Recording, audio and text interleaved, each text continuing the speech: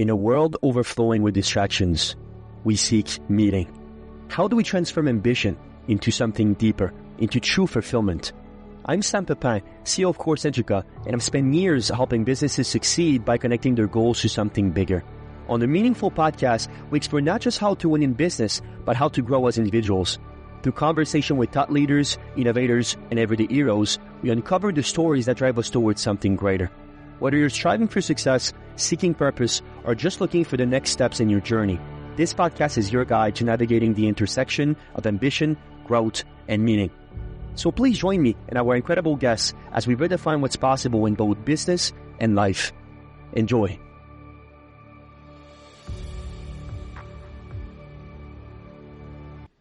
Great teams ain't built on talent alone. They're forged through trust, accountability, and a commitment to something greater than themselves.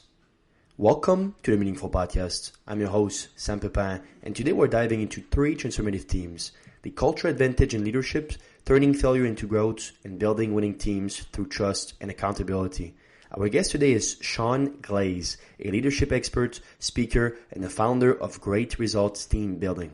Sean has spent decades helping organizations transform their workplace culture by emphasizing connections, communications, and leadership development. From his journey as a high school basketball coach to becoming a sought-after team-building consultant, Sean's insight reveals how a leader can create resilient, high-performing teams by fostering trust, transparency, and winning mindset.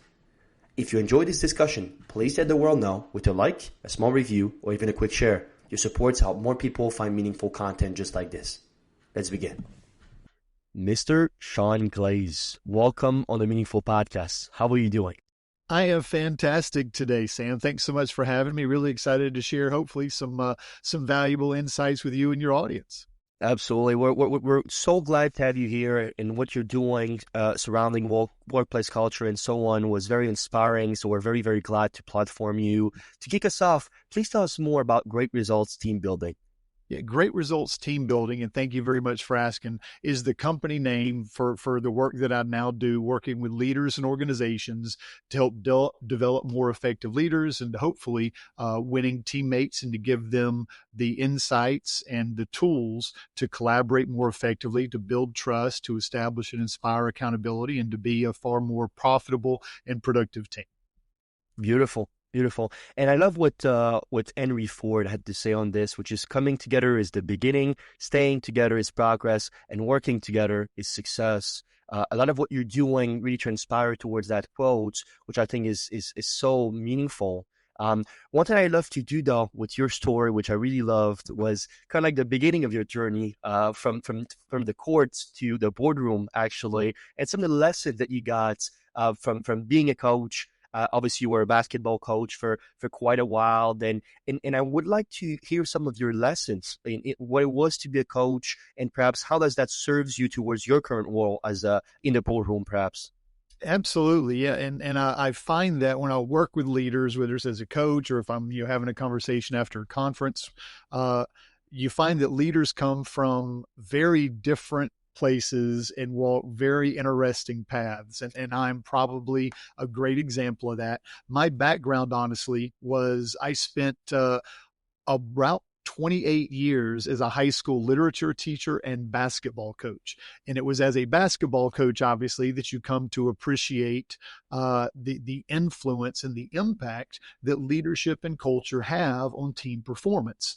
And the unfortunate part of my story is that as a young coach, that very first head coaching job that I got, we had a pretty good amount of talent, and we dreadfully underachieved, largely because I was a horrible leader. I was a really bad head coach, and for all of the scheme and the strategy and all of the stuff that we had done to invest in skills and weights and conditioning and all the technical stuff, I had completely neglected the cultural stuff, which ultimately led to sabotaging a lot of our productivity and made it really probably miserable for our players that first year. It was coming out of that first season where we lost a lot more games than we won, that I kind of had that moment where I understood, hey, if the team's going to be better, I got to be better as a leader. What is it that I'm missing? Because I'd done everything to that point that I'd known to do.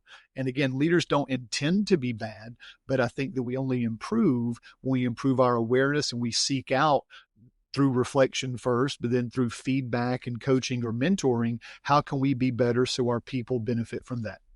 Beautiful.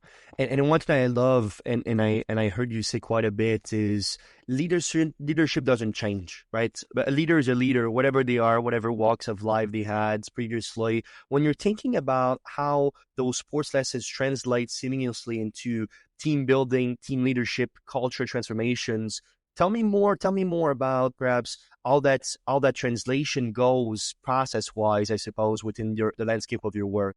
Yeah, that's the thing that I really did not anticipate when I was, in locker rooms working with, athletes as, teenagers and working on getting better as a basketball team or basketball program or developing players to be better teammates, is that teams are teams regardless of industry.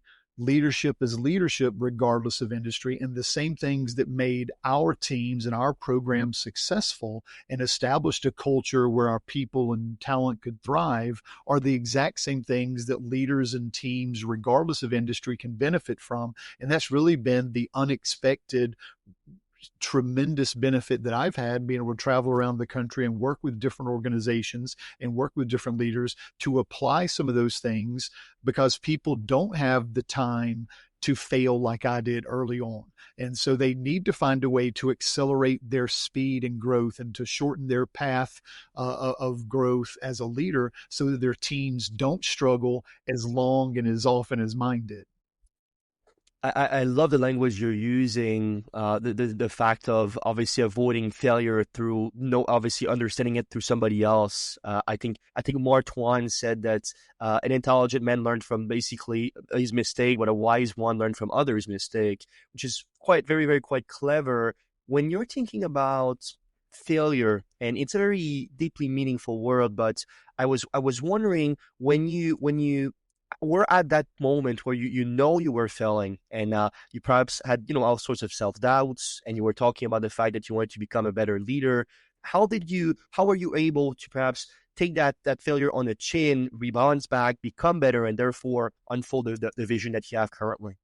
Yeah, well, I think the first thing for young leaders to understand, and most more experienced leaders do, is that failure is not the opposite of success. Failure is a necessary step in the journey to success. And I think that the more that you and your team are allowed to fail and to make mistakes, for that to be a supportive environment where people are allowed to be imperfect and to get supported through their growth, the better organization, the more profitable and the more productive your teams become.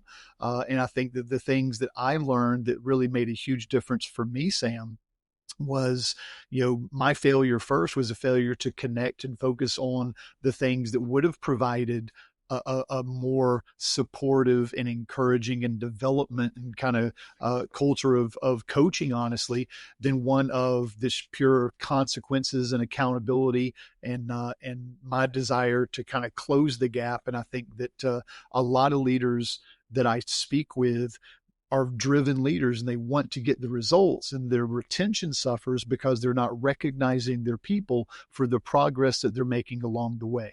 And there's so many things that were absolutely transferable from our locker room, when I learned in turning around basketball programs over my years as a basketball coach, to what absolutely applies to leaders. And as you said, that idea of failure, I think that anyone who has achieved any level of success will tell you they have failed far more than they've succeeded. And it was failure and what they learned in those valleys that allowed them to climb to the heights that they eventually did.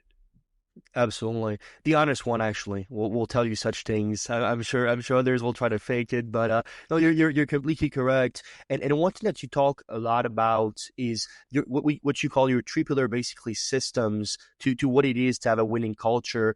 And for you specifically, building trust seems to be that cornerstone.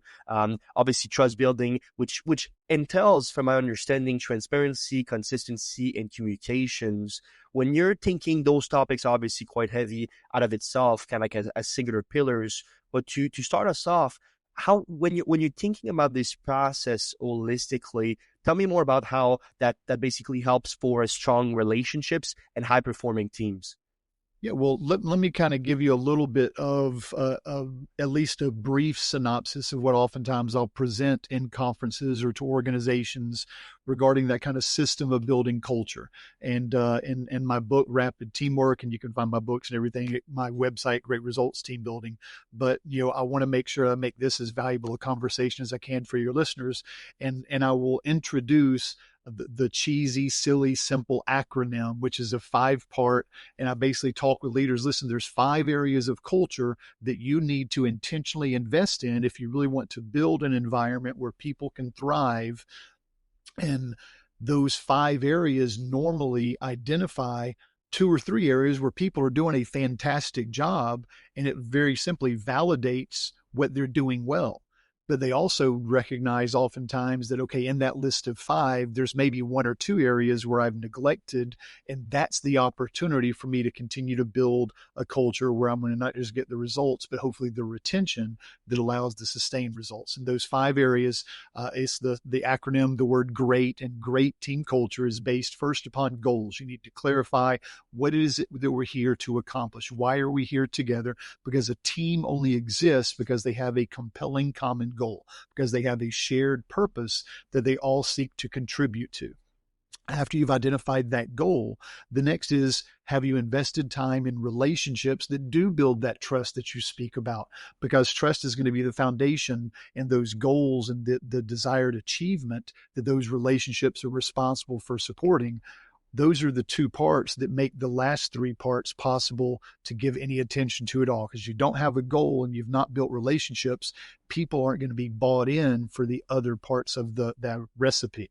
After goals and relationships, the next thing is, what are you doing as a leader to clarify those expectations, to make sure you're identifying and defining not just our values, but what are our team standards and what are the commitments we're going to make to each other, so we understand how we need to behave moving forward in order to make sure that we are all as productive as possible, understanding our challenges and our desires and what makes us a little bit special or unique in terms of tendencies. The next thing after those expectations are established is, how do you have difficult conversations? Because it's never a question of if somebody's going to need to be held accountable. It's when that occurs. How do you have accountability conversations that are productive instead of sabotaging their effort or sense of kind of contribution to the team?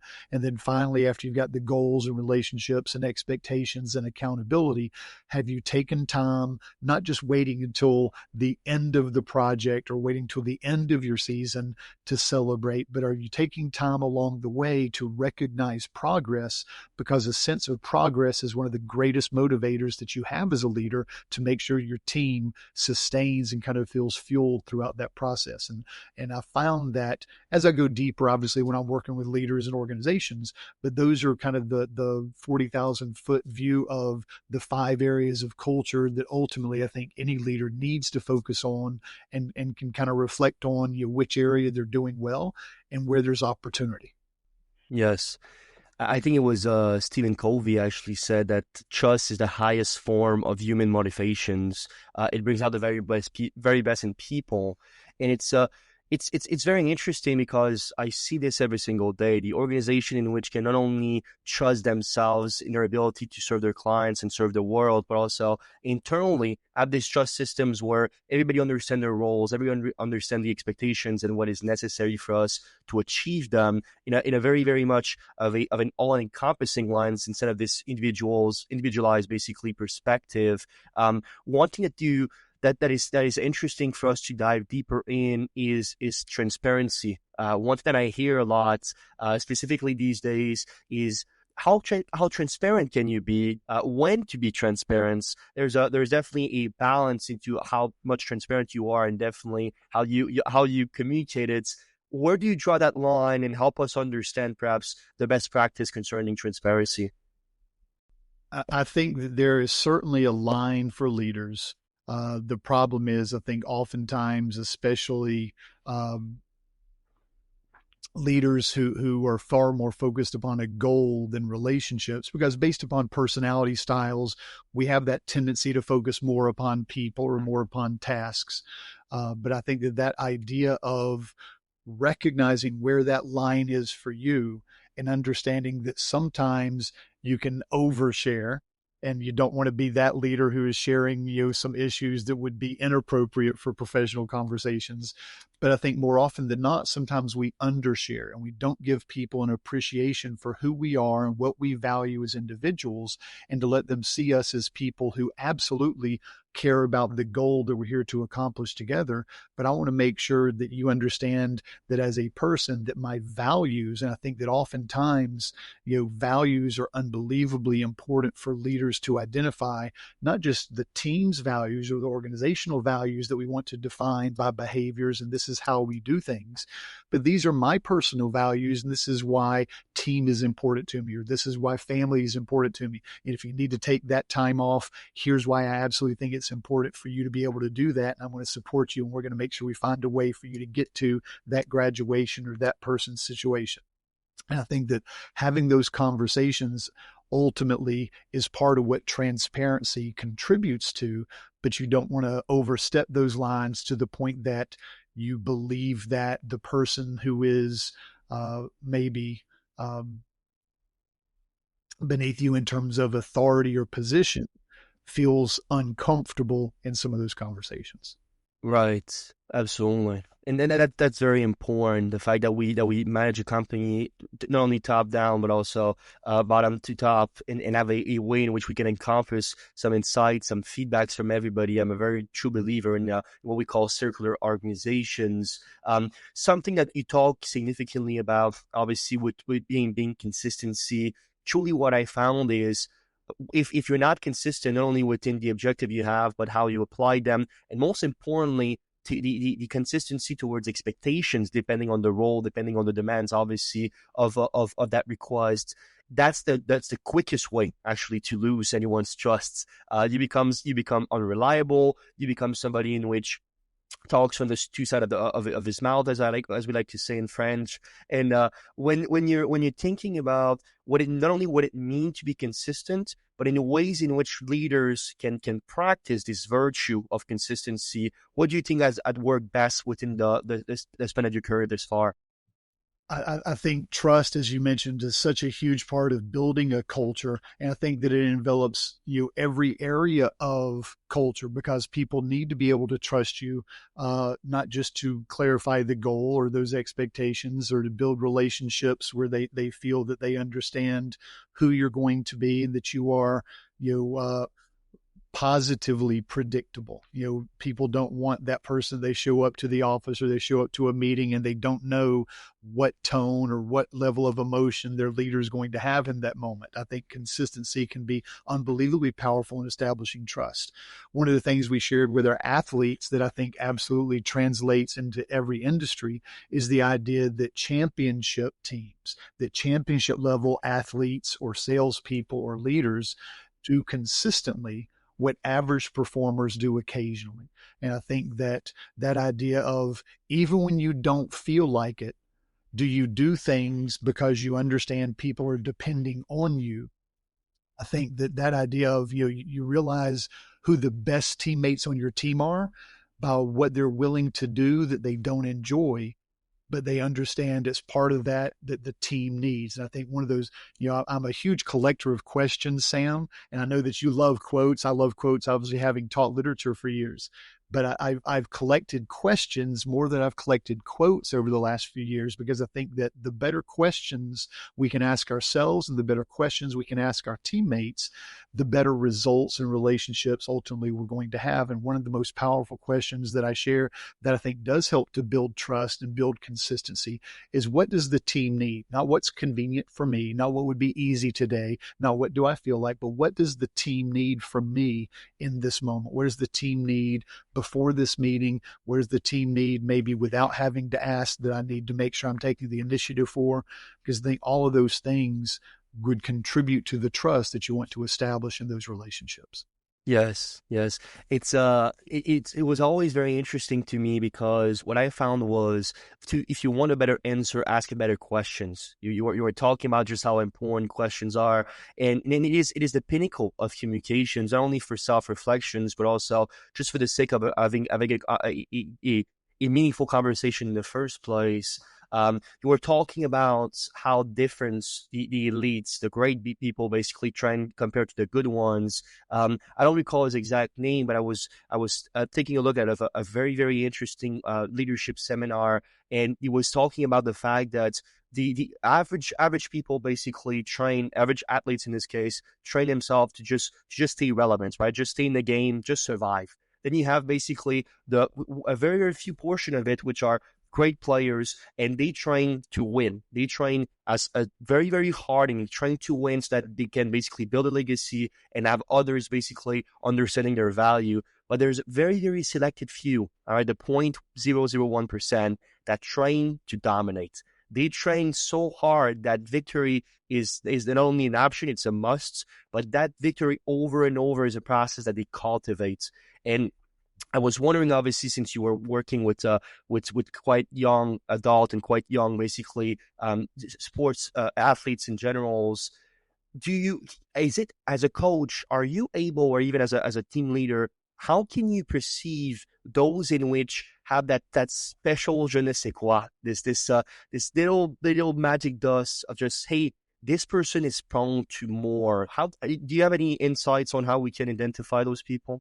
Man, I think they identify themselves because they end up being hungrier. I think they're the ones that have ambition and have a desire and are willing to be humble enough to ask for assistance so they can continue to grow and accelerate their improvement more than what they would have discovered on their own. I think those are the special players and the special assistant coaches and the special teammates that we all appreciate and look back on and remember because of the impact they had and because how inspiring they were, because that level of desire and commitment and investment isn't common. And to your point, I think that level of, how often are people willing to do something? Because, average players aren't going to get in the gym and take hundreds of shots every day. That's why they remain average. And I think that same idea of, certainly not every one of your listeners is an athlete or somebody that followed basketball or athletics. But I think that the takeaways and the insights are unbelievably valuable, because what I found was, in basketball, some people will do it until they got it right. And those are going to be pretty good players. And then you have some players that stay in the gym or that invest the time and do it until they can't get it wrong. And I think that idea of, what's the difference between a 60% free throw shooter and a 95% free throw shooter? It's that level of investment and intention and that desire and ambition to not let anybody outwork me. And certainly, that there's a difference between athletics and sales, or athletics and whatever industry the listener is in who is following along our conversation. But I think that the same principle applies, in that if you want to be better in your area, certainly there is going to be that intentional practice in terms of, what is your level of investment? How much have you done in order to build the confidence that is going to hopefully propel you forward? Because confidence is nothing more than demonstrated competence. Confidence is always going to be that, souvenir from a past success where our time and investment has resulted in performance that we can look back on and remind ourselves that we've had before. Yes. You talk very often about this concept of getting unstuck, of staying coachable, most importantly. And that's such a key concept. And I think we're right in the midst of this world where it's so rapidly changing that now facing changes is not something you can avoid. It will occur obviously within or without your expectation of such things.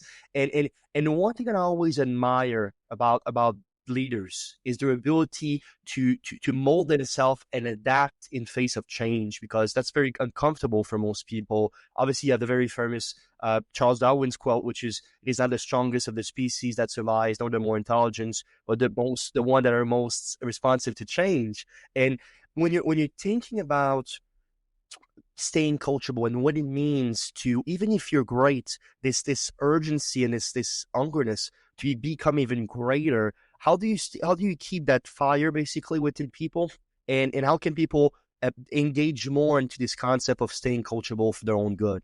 Well, I'll tell you first what it's not, because I learned early on as a coach what was not successful. And again, this goes back to, hopefully my failures are useful because the wisest among us learn from others instead of their own mistakes. As a young coach, I was a commander, I was a consequencer, and I would see the gap and I would be upset and angry and demand that they do X or they do Y or they stop doing Z. And I was probably not a very pleasant person to play for. And because of the way that I approached our players and our athletes, I encountered more rebellion and resistance than I did appreciation or application of the advice. And the advice that I would give would be very valuable advice. And I think we've all found ourselves in a spot where we have information that can help this person if they would just listen to us. And we want to go up and shake them and, hey, just take this nugget of wisdom and apply it. And you're going to be so much better if you just do what I tell you. And that is not at all effective. And I think commands and consequences end up taking you down a road of resentment for their lack of appreciation or application, and take them down a road of, again, rebelling against that thing that might have actually been the seed of their own improvement because of the way that it was presented. And again, I mentioned the idea of how can leaders build a great team culture. That was the first book that I wrote. My next book was, what does it mean to be a winning teammate? Because I think that as teammates, there are certain things that make us more valuable to our organization and more appreciated by the people that work with us. In fact, if I were to ask you or our listeners to think right now, who's the best teammate you ever had? There's going to be a person or maybe a couple of people that pop into your mind.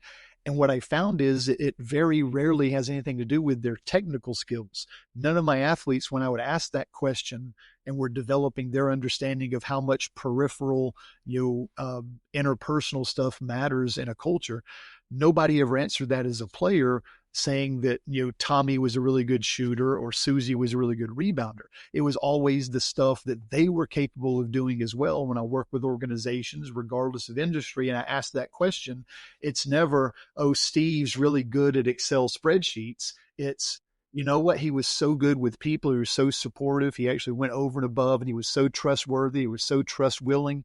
And those are the things that people remember, is the interpersonal stuff, not the technical stuff. And so you get to the idea of staying coachable, and that's actually the most recent book. And I think that staying coachable is one of those traits that you see in winning teammates. But what I found was, and what I would argue today, I think it's the most important trait. Not that winning teammates, share appreciation and praise, not that winning teammates take personal responsibility for the team's results, but I think the most glaring and significant positive trait that a teammate can have is that willingness to stay coachable. And I think that for us as leaders or as teammates or as people that want others to improve, the way we go about helping others to improve is not by commanding or consequencing, but it's by asking better questions and first making sure that we are willing to change ourselves in order to help them change. You spoke my mind, actually. That was where I was going with the winning teammates. That's in that book. No, that book was extraordinary, and I was able to take a deeper look into it, and I really, really appreciate it. And truly, what I found was what set them apart is actually something that everybody can be trained on. There's a model, like any basically greatness. There's a process behind it, and that model that you're discussing is about what not only defining the traits that makes winning teammates, but also focusing on the commitment of collaborations, resilience that you talk a lot about, and just overall adding value to team goals. I think is the main takeaway that I had from this book. When you're thinking about resilience very specifically, we had extraordinary people on this podcast that showed incredible feat of resilience also. And resilience is one of my favorite topics because it is at least in my opinion, it is the ultimate quality that you're able to foster once you lose, or once you were basically in a position where things were not going the way you wanted. Those who are able to use resilience as a launch pads are just absolutely incredible to me. When you're thinking about what it is to be a resilient teammate as a part of this winning recipe. How can one perhaps be able to utilize their own visions of their team goal with their own individual interpretation of them, and build upon this resilience, this positive tolerance towards the fact that my needs as we speak might not be what is necessary for the team to thrive, and therefore I'll put myself in that secondary basically seat for a moment and let the team shines. How does that unfold in a company that you teach, or at least you try to? Yeah, well, first off, I appreciate you having mentioned staying coachable. I know that staying coachable and personal growth is a huge part of the Meaningful podcast and a lot of the people that you've had on. And I do believe that resilience is part of staying coachable. And again, hearkening back to my experience as a coach and working with athletes and understanding how that translates to business situations as well. I think that resilience is a tremendously important skill for people to have. And I used to tell our athletes, toughness is a skill. And we define toughness as consistency in adversity. Are you going to be the same teammate after you miss 3 shots as if you had just made 3 shots? Are you going to give us the same effort and be the same voice on the defensive end that you would have been after you made shots and you had that positive momentum if you missed the 3 shots? Because what I found was, and you mentioned this, Sam, I think oftentimes our level of resilience and how much we allow ourselves to pout versus to perform is largely based upon those questions we're asking ourselves and who we're focused on. I think that what I found was the athletes that had the hardest time being resilient were the ones thinking about their mistakes, and they focused upon themselves. And that goes back to the quality of the question we're asking. If I'm asking, why did I do that? And why can't I make shots? And why am I not doing so? Those are all questions about me, and I'm not looking outside myself.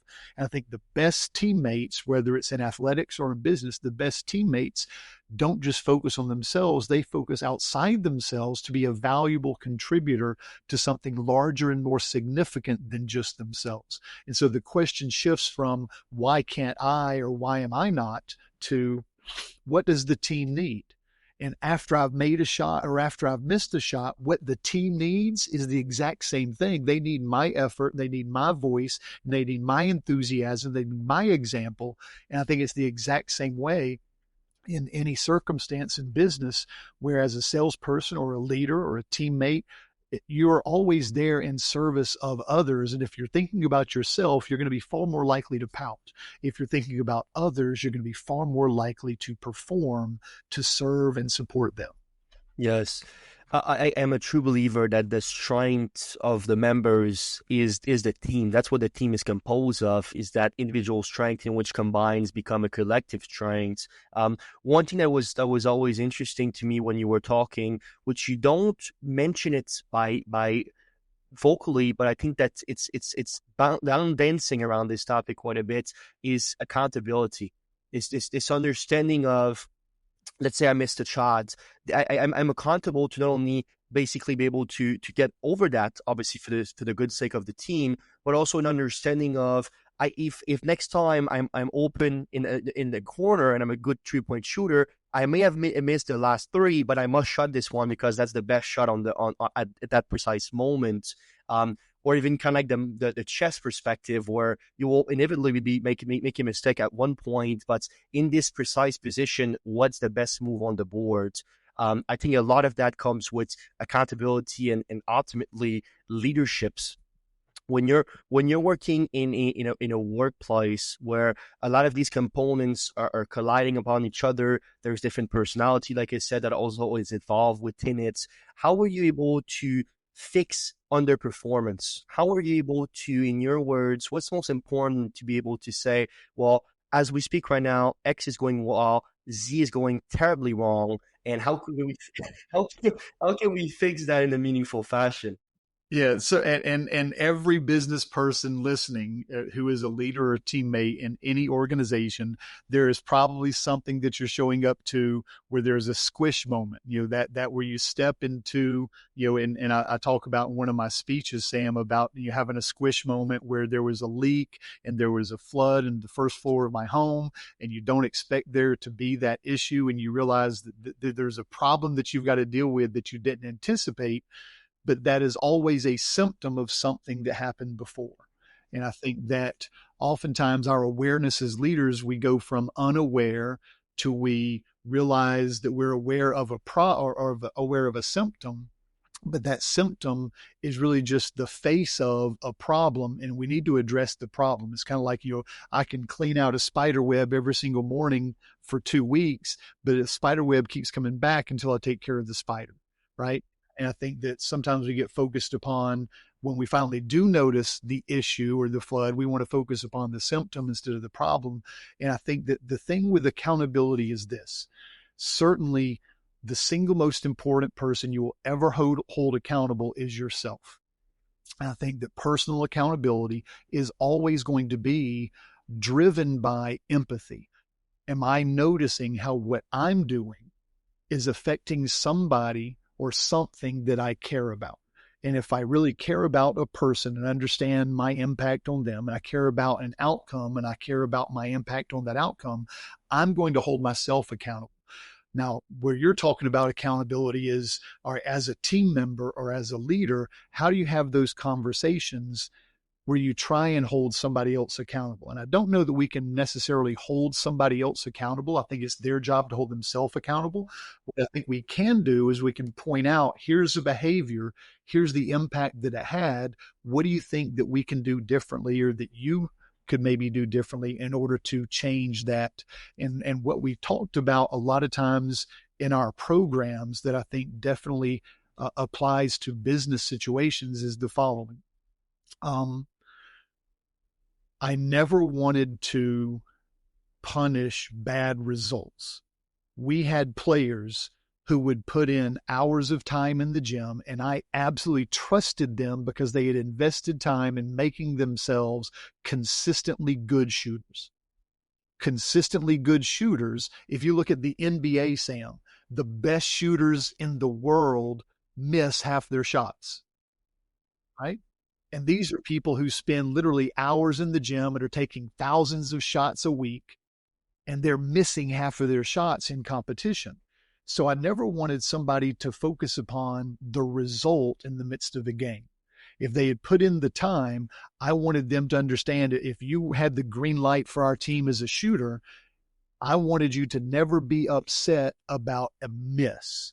I wanted you to be upset and hold yourself accountable if you had made a bad decision.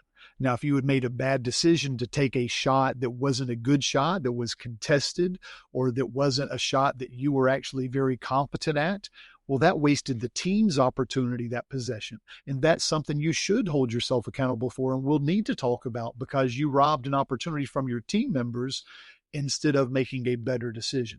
But great decisions don't always have great results. And I think sometimes as leaders and teammates, we need to separate results from the effort and the process and the investment of decisions that lead to the results. And certainly you want great results. And again, I'm in the business of great results, team building. You want to make sure you deliver ultimately the results. But I think that a lot of times those positive results are going to sometimes be mixed with results that we're less pleased with, that are the result of good decisions where people are improving and just imperfect results occur. You can do a great job on a sales call and not necessarily close the sale. I think that sometimes imperfection occurs, or you don't get the result that you want. But I think that to your question, going back to how can a listener to our conversation benefit from the idea of accountability, I think that accountability is driven by empathy. I think that accountability conversations need to be had, but it's really more at that point, how do you identify a behavior that may have been a bad decision, that may have an unproductive impact on our team? Let's address that objective behavior and the impact that it's having. because with those better behaviors and better decisions, hopefully that leads to the better results that we want. Yes. And I love this question-based accountability framework you're talking about. Instead of, hey, what you did there was terrible, you reflect upon that basically that action and say, hey, did you think that they did anything wrong within that circumstance, right? That's super powerful because now instead of just throwing the ball, the blame ball, like as I like to call it, you're basically putting yourself in a way in which not only you're somebody in which you can interact with in a meaningful fashions, but also that other person now have the abilities to retrospect and reflect upon these actions to a point where he says, yeah, actually, probably taking that contested shot over two people to defender was probably not the best shot. And that's so important. We had an incredible forehandness coach actually that was on the podcast teaching us about how important how the people differ and how we can embed culture within it. And that's what the main thing that she was talking about is this understanding in which culture as a result of not only being aligned with your values, your objective, obviously confidence that comes from competence as well, but it's also the understanding that from a team perspective, the best way to fix underperformance is to create that cultures around the fact that we have expectations, we have a strategy to be able to get to those expectations, and therefore the whatever promised outcomes, desirable outcomes that you have. And that's also something I wanted to ask you specifically because I'm a big fan of Peter Drucker. And he has a very famous quote, which is, culture eats strategy for breakfast. How do you agree with that? How do you harmonize the necessary, obviously, understanding that you need a certain amount of talents to be successful, but also is that truly the most important things if the culture can support it? Tell me more about that relationship. Yeah, I would wholeheartedly agree with Peter Drucker. I absolutely believe that culture eats strategy for breakfast, but it also has a dessert of talent. And I think that oftentimes as leaders, and as a young leader, I was responsible for doing this exact same thing, Sam, is I thought that talent and strategy were the two parts to success.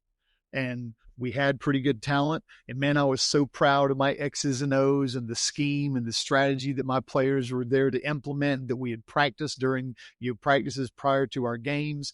And we went into the game, and the talent that we had and the strategy that we had were both unproductive and underperformed. And as I said, that very first year as a head coach, we lost far more than we should have based upon the talent that we had, because I completely neglected that third piece of the puzzle, which is absolutely culture.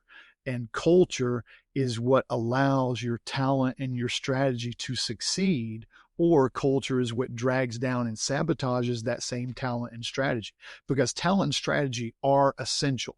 You've got to have good talent to win. No matter how good a coach I was, if I didn't have good players, we weren't going to win games.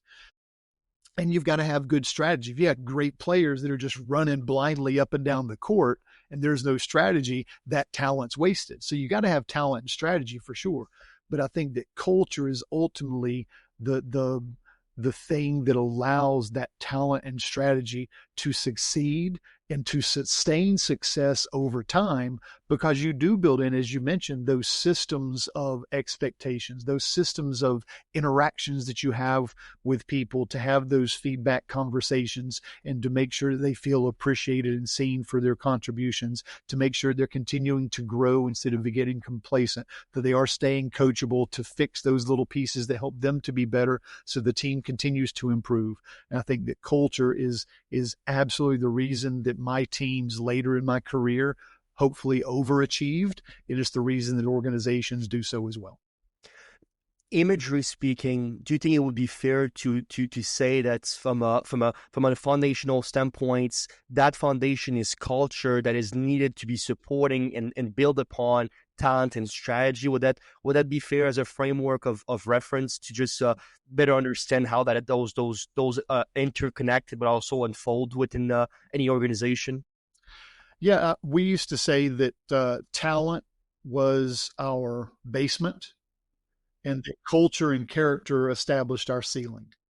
And so I think that you're going to, ultimately, even if you have a talented team that doesn't have much culture, sometimes talent is going to be the team with wonderful culture that doesn't have a great deal of talent or a whole lot of profitable or productive strategy. So certainly talent's important. Every organization I work with is in the talent acquisition business, whether it's for athletes or for salespeople or for doctors or for bankers or other professionals.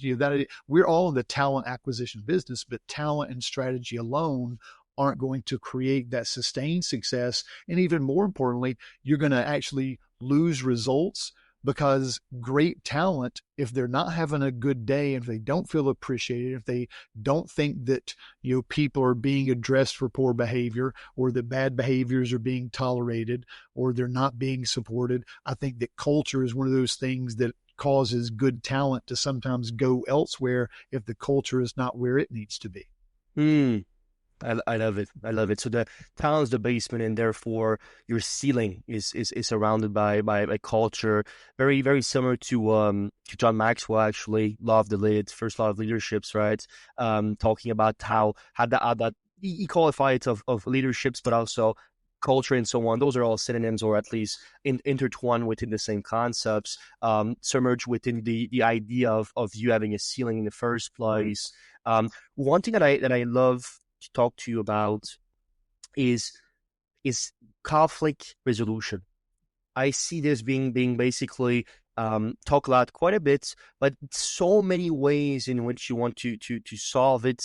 That's I really wanted to talk to a coach like yourself to better understand just how important it is, but just I suppose the methodology of resolving conflicts and to create an environment where collaboration thrive, emphasizing obviously the importance of empathy, clear communications. When you're thinking about what it is to have to basically resolve a conflict in a modern organizations, how do you see basically the best organization at doing such things, and how much of a hiccups it is for those that unfortunately doesn't have the methodology to solve problems in an effective manner?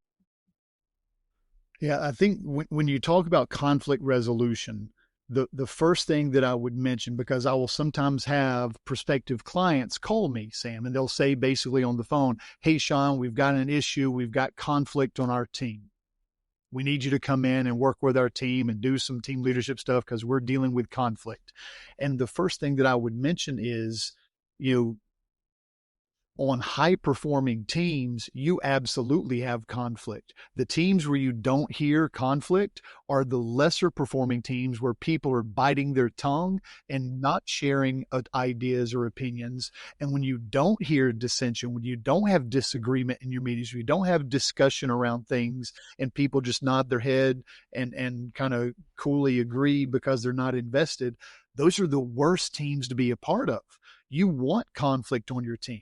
What you want, as you said, is how do we provide for our team that expectation for how do we have healthy conflict? How do we make sure that people feel safe to disagree or to offer an opinion or to admit a mistake so that we can all learn from it? And I think that conflict resolution starts with that sense of safety that you can build in through trust and building relationships. And the leader's job is to make sure that you're building those guardrails in your meetings so it moves only in terms of healthy conversation and disagreement and collecting opinions that may not always agree, and never getting off road and going outside those guardrails to where it becomes disrespectful or unhealthy.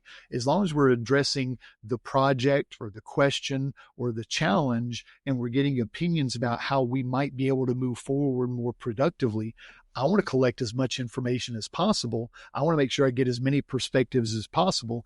And where I see conflict sometimes being detrimental to teams is when a leader or a teammate assumes that they are right and that they have the answer instead of one of other possible answers. And I do a couple of different activities to illustrate this in some of my programs, but I think that conflict resolution begins honestly with curiosity. And if you're being curious instead of judgmental, you're going to inquire about other perspectives and other ideas and other insights and other suggestions. And then you end up having better decision-making skills because you've collected more information from people that don't just sit in your chair. Yeah. The openness of doing so and curiosity. I'm a very curious guy. Obviously, you seem like a very curious guy yourself. And it's this understanding of the lifelong journey of learning and just one at a time becoming better than you were yesterday. Which obviously Jim Rohn and Tony Robbins and a lot of others talk at length about. But it is so important and something to definitely not underestimate. Just the pure joy of being surrounded by a group of people that are invested, that are also, again, mature and leaders enough to be able to provide you with great feedback that they do think that will help basically the group as a whole. It's such an not only an enjoyable way of doing basically conducting any activities, let alone sports or business, but also it's also very much effective. And that makes you more productive out of itself, which is the most important things, obviously, not only to impact, for example, revenue, but also to impact sustainable growth. What I found is the issue that I've been seeing a lot is the misunderstanding that conflict is always bad, right? We must avoid conflict at all costs because, well, that creates friction, that creates confrontations. Not only nobody grows without basically failures and conflict, but like you said, that just proves one thing that you actually don't want inside your organization, which is its engagement, right? This understanding where, well, doesn't actually matter. Let me just nod my head and say, oh yeah, that's perfect, and go on with my day. That's actually a much worse case scenario for your team building. Do you have a framework or a rule of thumb that you use to be able to identify, well, that's productive conflict, that's very unproductive conflict? Is there ways in which we can identify that effectively? Yeah, I think unproductive conflict is what leads to people withdrawing or being silent or violent instead of contributing to the conversation. I think that ultimately you want every conversation, you want every meeting to be a culture building opportunity where people have a chance not just to connect with each other and to celebrate the values that have been lived out to some degree over the last period of time, but you give them a chance to contribute because you're only meeting not to share a cascade of information. You're meeting because you want to get the input of intelligent and capable individuals that you've hired to contribute to achieving your goal. And I think that a whole lot of that goes back to where you mentioned the idea of staying coachable. I think that early on, leaders oftentimes think they're confident, and it's probably more arrogance than confidence that leads them to think they don't need help instead of being willing to ask for the perspective and the ideas and the insights and suggestions of others, because they're responsible for making the decision, but your team's going to be more invested in that decision if they feel that their perspective and their insights have been valued. And I think that idea of staying coachable, I define staying coachable in the book, Sam, as, being coachable means you want to be better and that you're willing to change. And so I go into a conference and I'm giving a keynote on staying coachable, and you'll okay, by a show of hands, who here wants to be better? And every hand goes up. Who here wants to change? Well, there's a lot fewer hands that goes up, right? And I think that's the challenge for leaders and teammates, is to recognize, part of our team contributing more is always going to be a symptom of, have I as a leader been coachable first? Has I as a leader, been curious? Have I as a leader been humble and sought to collaborate and request feedback? Have I as a leader changed my mind because I requested information about something that maybe I wasn't sure about? And I would ask our listeners, when's the last time that you changed your mind and that your team was made aware of the fact that you changed your mind because curiosity led you to a different conclusion? And I think oftentimes, the threat of enduring leadership is oftentimes we get further and further from that front line. We get further and further from questioning and being humble enough to inquire and to stay curious. And we think that we're the ones that have to have the answers, instead of we're the ones that need to ask ourselves and our team better questions. Beautiful. Yeah, Leo Tolstoy very famously said, "Everybody wants to change the world, but very few want to change themselves." Right?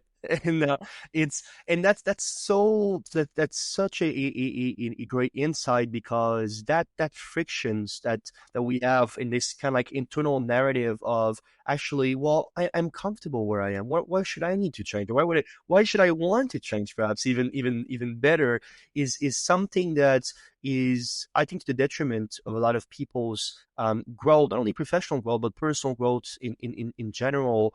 And I was wondering if we could get a kind of like a bite size of one of your favorite tool or favorite exercise that you do for some of, obviously, the company that you work with, to truly help leaders improve upon those criteria that we talked about today: communication, trust, alignment in their organizations. Is there one thing that you have in mind right now that you say, you know what, that's an exercise that is super, super, super effective, that you'd like to share with our audience? Yeah, well, and in my conversations with the client, we'll talk about what are some of those issues that they're dealing with, and what are the outcomes. What do they want to make sure their people are walking out of the room with an appreciation or understanding of, that they are going to be better because their people have that appreciation for how their attitude or for how their action is affecting others on the team.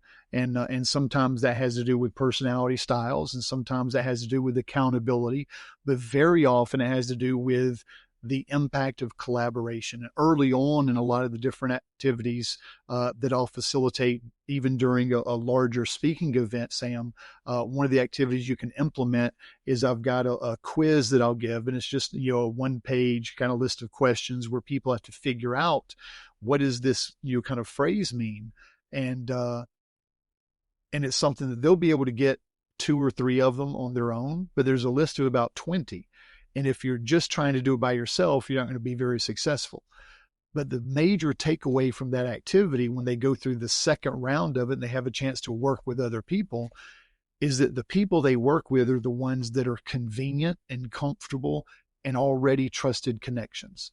And what very rarely happens is for somebody to take that slip of paper that has the quiz on it and to go to somebody outside their comfort zone, somebody that's not sitting at their table, somebody that's not sitting beside them, to get the answer or to request assistance from somebody that they're not already trusting, that they don't already know very well.